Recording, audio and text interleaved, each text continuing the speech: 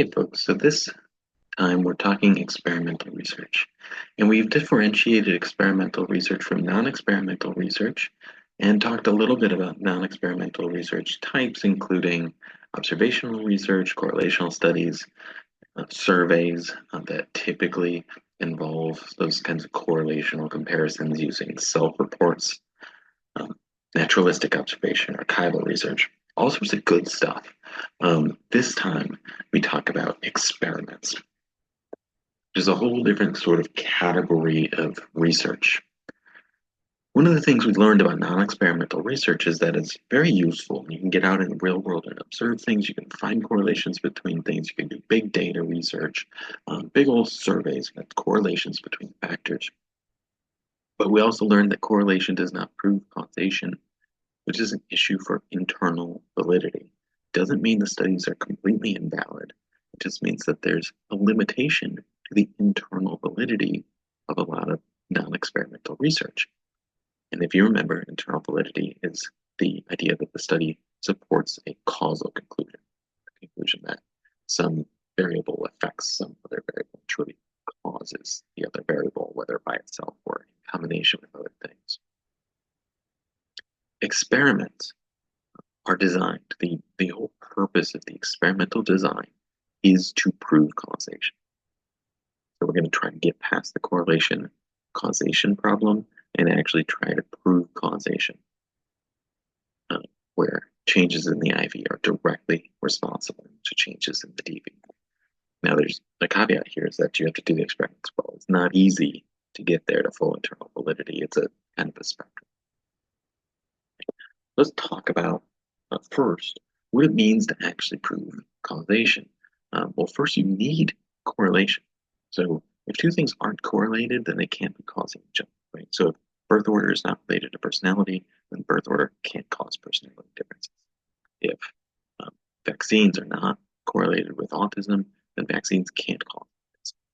Correlation is necessary, even if it's not sufficient. We can get that from non-experimental studies. Beyond correlation, we need to have a time-order relationship. We need to know that the causal thing happened before the effect, right? Because if the effect happened first, then how could it have been caused by the ivy? This is the directionality problem. Is X causing Y or is Y causing X? And finally, I need to know that there aren't any other plausible alternative explanations that X is related to Y because X is causing some change in Y. And this was the third variable problem. Is it just that there's some other variable that's causing both of these things to happen? That's the alternative explanations problem. Internal validity comes about when we establish all three of these. So if there's correlation in order and there are no other plausible explanations, then we infer causal relationship that X probably causes Y. We have no other reason to think it doesn't, and the evidence suggests that it does. That's internal validity. How do experiments get there? Why do we say that experiments can establish this? Well, it does it through two mechanisms. And these are critical to experiments. If you don't have both of these, then you don't have an experiment. Okay? First, you have to have manipulation. Manipulation sounds like a bad word, like I'm doing something wrong. But in this case, it's just manipulating, like to change, to use your hand, your manos, right? To change, to change things around. So we're systematically changing different levels of an independent variable. The researcher has to do this, okay? So it can't just happen naturally. And so the researcher, maybe through random assignment, like I flip a coin and I assign people, right, to different conditions. There has to be multiple conditions. So not everybody can do the same thing. I need to have something to compare. I need a variable, right? So there needs to be two or more conditions. What's nice about manipulation is now I've got an IV that doesn't have a directionality problem. Because what I do is I manipulate the independent variable. I change that variable. I have control over it. And then I measure the dependent variable afterwards. So I know the causal order. I know that I got in there and did something before the effect. So that's great. Manipulation solves that problem. The other thing, we don't just want to manipulate haphazardly. When we manipulate something systematically, we also want to control the situation. So control also kind of sounds bad, right? Manipulation, control. Okay, it's pretty top down, right? So I ask the researcher, I'm manipulating and I'm controlling, where I hold extraneous variables constant. Extraneous variables are anything outside of my study, outside of my IV and my DV. Hold them constant, or I randomize them so that maybe they vary, but not in any systematic way. And that allows me, through control, to separate out all other explanations. So only the IV is varying systematically. Nothing else could possibly be going on if I've got full control over the situation. This solves the third variable problem, right? So only the IV varies systematically. Any effect of my study in the DV can only be due to the IV because it's the only thing that's varying. Right? There's no third variable that can get in there and do anything if I have full control.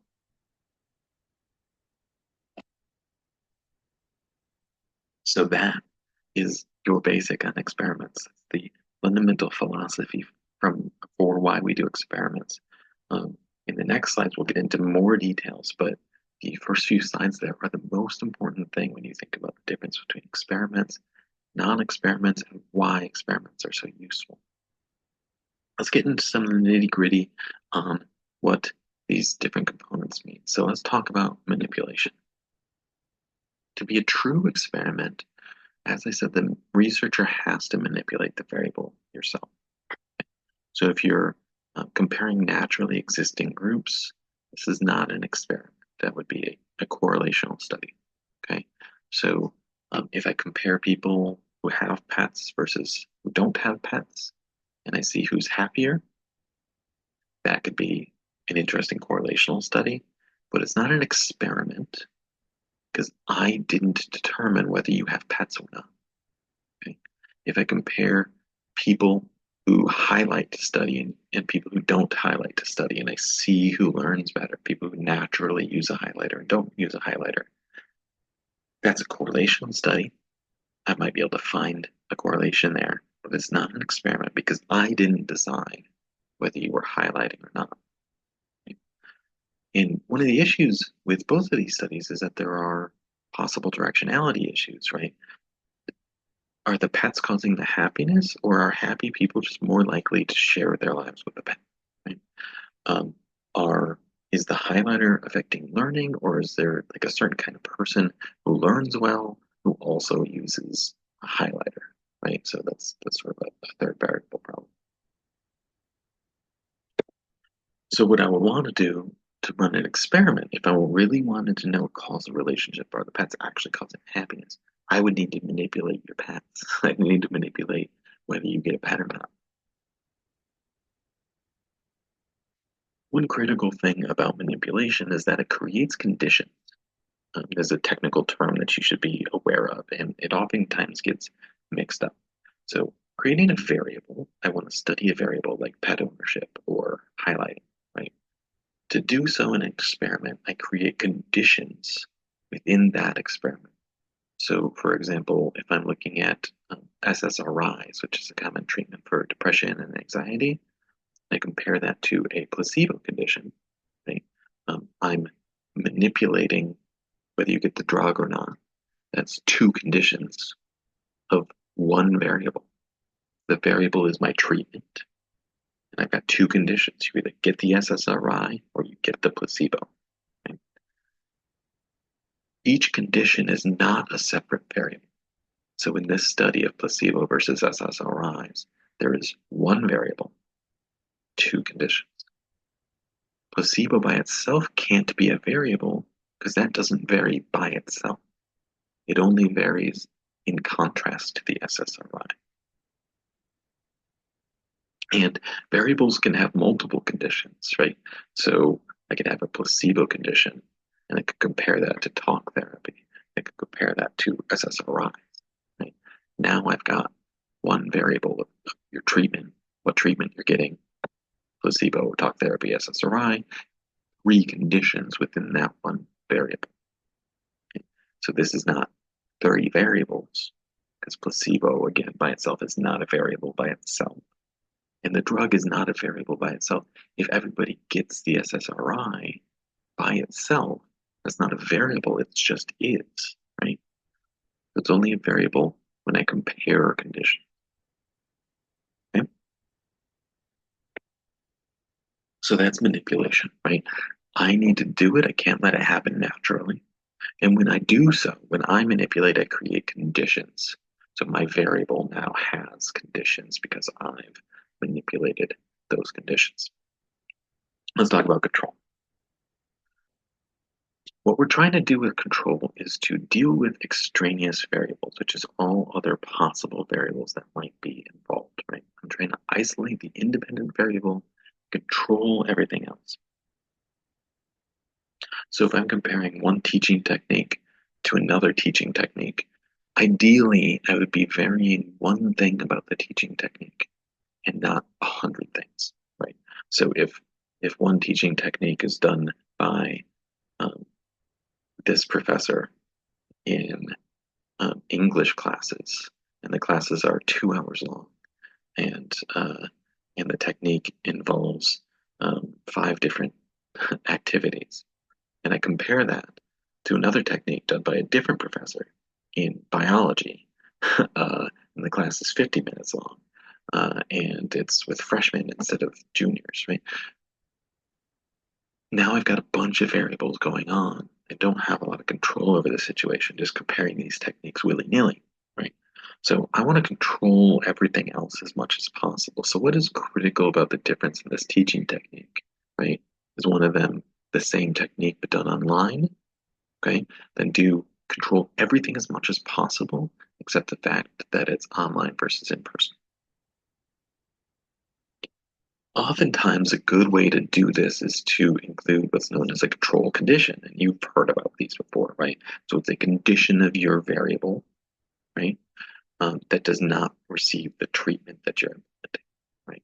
I'm going to hold all variables constant except for the critical part of my independent variable. This controls for the variables, right?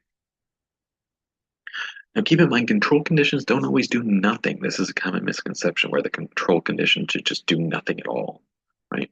Um, in reality, control conditions do everything except for the treatment. Right? So, for example, if I'm interested in virtual reality as a part of therapy, right, the control condition shouldn't do nothing. They should probably get therapy with all the components of therapy except for virtual reality. And typically, when you have a control condition, you're going to do in a true experiment, you're going to do random assignment. So I'm going to flip a coin to decide whether you get the control or the treatment. You don't get to decide which condition you go in because now your decision is part of the variable, right? So random assignment, control, or treatment. The only thing that's different about those groups is a coin flip. There's a specific kind of control condition called a placebo control. I already mentioned this term. I think a lot of people are aware of what it is, right?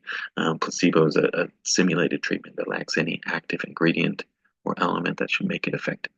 So, like if you're taking a drug, you would take a sugar pill that doesn't contain the drug, but you think you're taking the drug, like a drug anyway.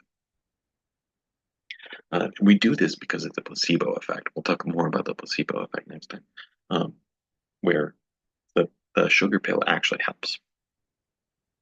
And it helps because participants expect that it's going to help. So typical in randomized clinical trials, you'll get a placebo because clinical trials involve treatments like drugs and therapies and that sort of thing. But not every experiment has a placebo, right? Every experiment typically is going to have some comparison group that we could call a control, who's doing something different, right, than the other group. And we're trying to control everything as possible between the groups or between the conditions, but they don't always have to have a placebo. So With all this said, we know what manipulation is, we know what control is. Those are fundamental to experiments to help establish internal validity. Let's walk through it with a real experiment. So let's say I have a research question, like whether intoxication influences learning. Like I want to know whether my students getting intoxicated is going to affect how well they learn in my classes. Generally, I've got a hypothesis that maybe being intoxicated is going to reduce learning because there are effects on executive function. I already know that from the previous research, and so I predict, hey, if you get intoxicated, you're not going to learn as well. I could explore that experiment or that hypothesis in a number of different methods, and this is sort of critical to this class that you've got multiple methods that you could study the same research question. So I could do a correlational study where I find people at a bar and I find people at a coffee shop and I give them something to learn and I see who learns better. And the people at the bar are going to be more intoxicated than the people in the coffee shop and I see how it goes. I could do a survey where people self-report their drinking habits and their learning. Maybe the people who drink more are going to learn less and the people who drink less are going to learn more. I'll find a correlation based on the self-reported data of people's self-reported GPA and their self-reported drinking habits. Now, you might already be thinking, if you're a critical thinker here, that there are some limitations to these studies, right? Is it a valid measure of learning? Is GPA a valid measure of learning, right? Is bar versus coffee shop a valid comparison for intoxication, right? Not everybody at the bar is going to be intoxicated, for example. There's directionality issues. There's potential third variable problems, right? Maybe there's an other difference between people who go to a coffee shop versus a bar, besides intoxication. So we got some issues, some limitations with these kinds of designs.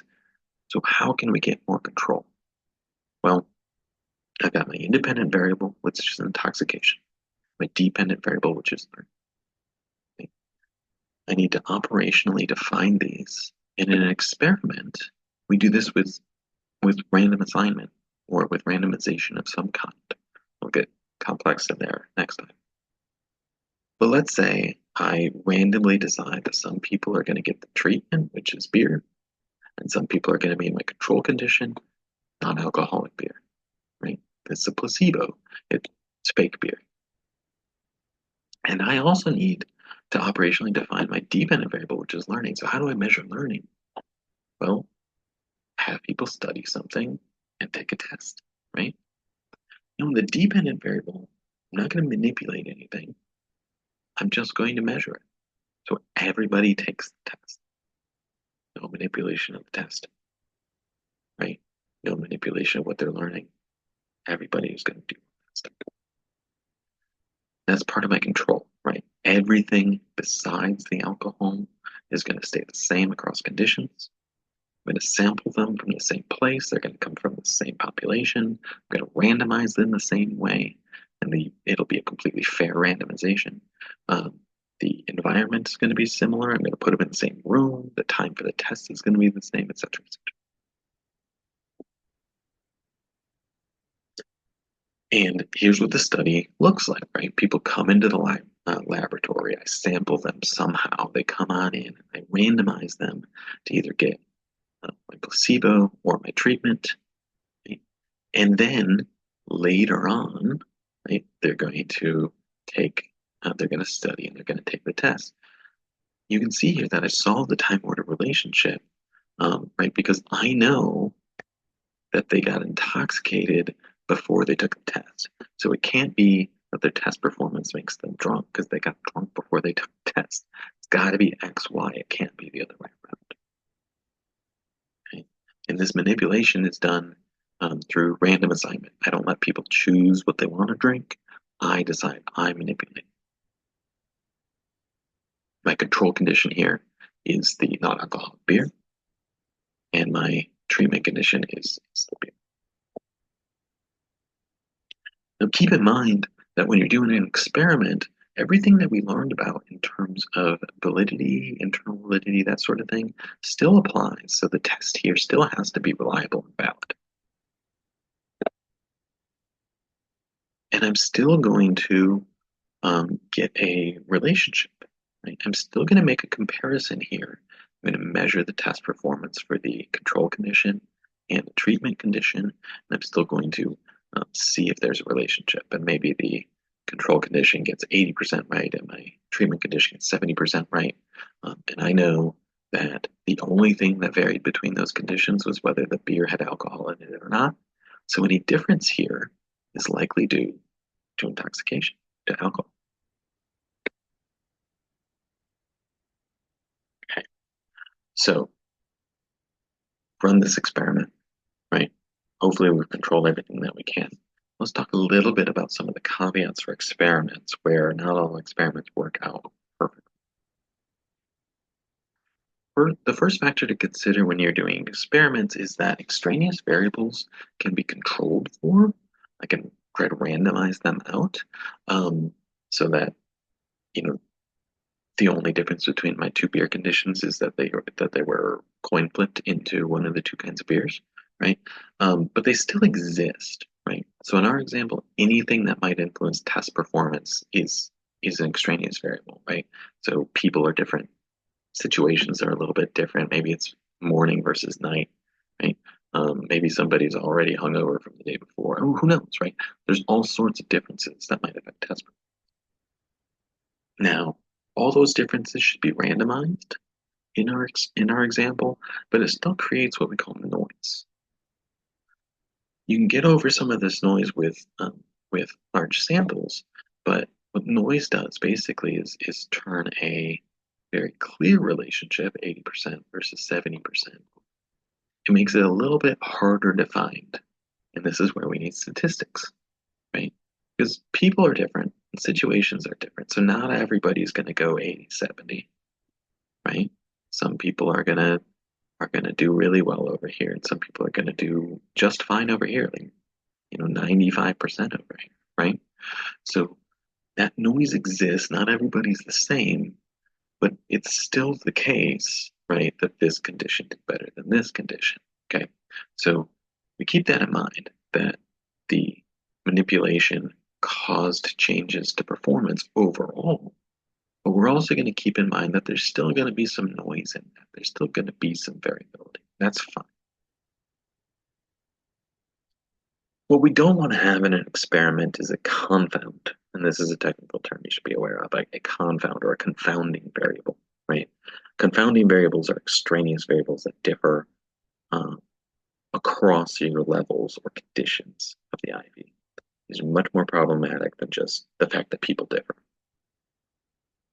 So, for example, in that correlational version of the study, comparing people at a bar versus people in a coffee shop, right? They're not just randomly different because people just are different, right? People who go to bars might be different kinds of people than people who go to coffee shops, depending on the time of day, etc., right? So there's a confound there because if the bar people do different, perform differently than the coffee shop people, is it because of intoxication? Is it because of some aspect of their personality or their age or their motivations or any number of confounds that might differ between those groups? Consider also if we did this study and our control group did nothing, right? So if one condition got beer, one condition got nothing instead of non-alcoholic beer, this would create a number of confounds, right? The group that got beer would be hydrated or actually dehydrated a little bit. They might need to go to the bathroom. There's a placebo effect, right, where they have some assumption that the beer is going to do something to them, right? This is why we included the placebo control, right? Controls for the placebo effect also will hydrate or dehydrate. Okay, so when you're running an experiment, you need to keep in mind that there's still going to be extraneous variables, and if you don't have a really large sample and good measurement, then it's going to be a little noisy. And you want to make sure that your confounding variables are controlled for. Some experiments are going to be confounded because they're not well controlled. And here we come to the ultimate decision of whether you're going to run an experiment or not. And here we think about the pros and cons, right? So the major pro for experiments is the very first thing we talked about, which is internal validity, right? If I run a good experiment, I can make a causal inference. Okay? So if I really want to know whether a certain diet affects, like actually affects psychology, then I would really want to run an experiment on it because I actually want to have control over that. I want to make that causal. So I want that internal validity. Another pro is replication, which is an idea we've talked about a couple times, right? Because experiments are well controlled and set up and systematic, you can replicate them pretty well. Observational study is oftentimes very situated within the real world, which is great for external validity, right? But it can be hard to replicate the exact scenario. Again, experiments are pretty easy to replicate because they're well defined.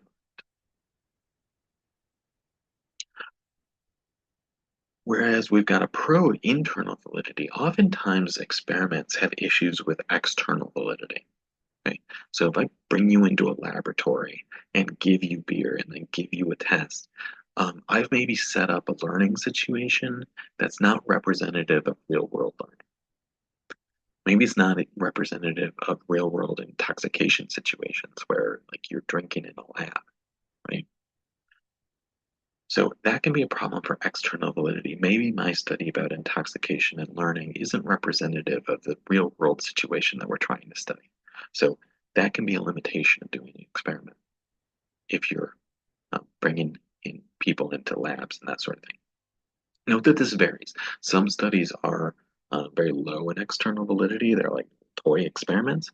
And some of them are really close to real world situations. So I could set up a fake bar in my lab and make it a little more realistic. Or I can do a real experiment out at a real bar. Another con of experiments, and this is one where there are certain situations where you just can't do an experiment. You just can't.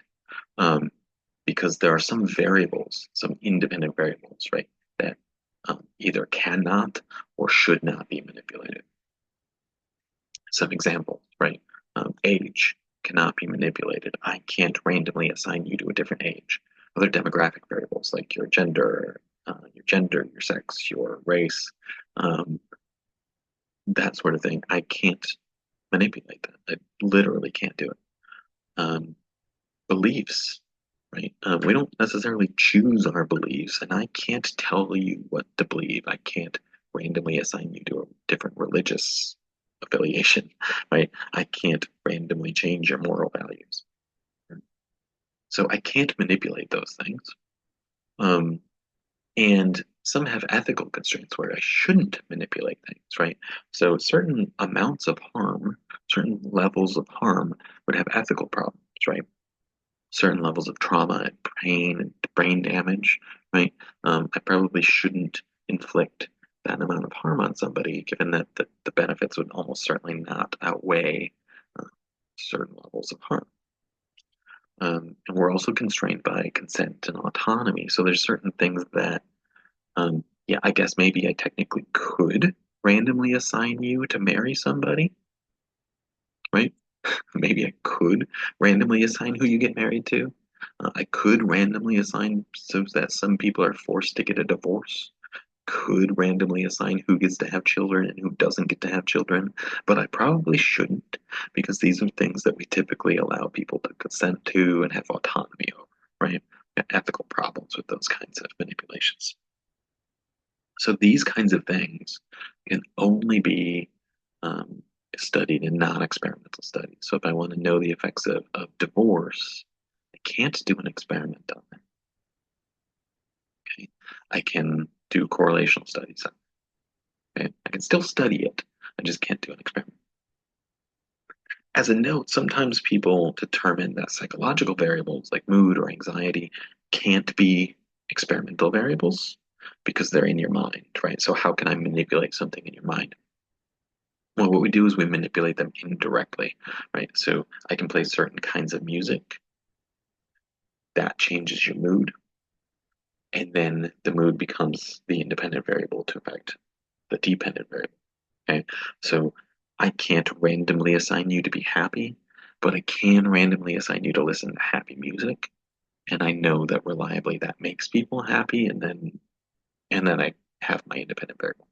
Okay, I can't randomly assign you to just randomly be anxious, but I can put you in a situation that I know causes anxiety, and then that becomes my independent variable going forward. I do it indirectly. Okay, so some things um, can easily be manipulated. Some things can be manipulated indirectly, and then there are some things that just can't or shouldn't. So think about that a lot when you're thinking about whether an experiment is appropriate. In the next video, we'll deal with different kinds of experimental designs, get into some of the nitty-gritty, but I actually pull them off. We got the basics down now.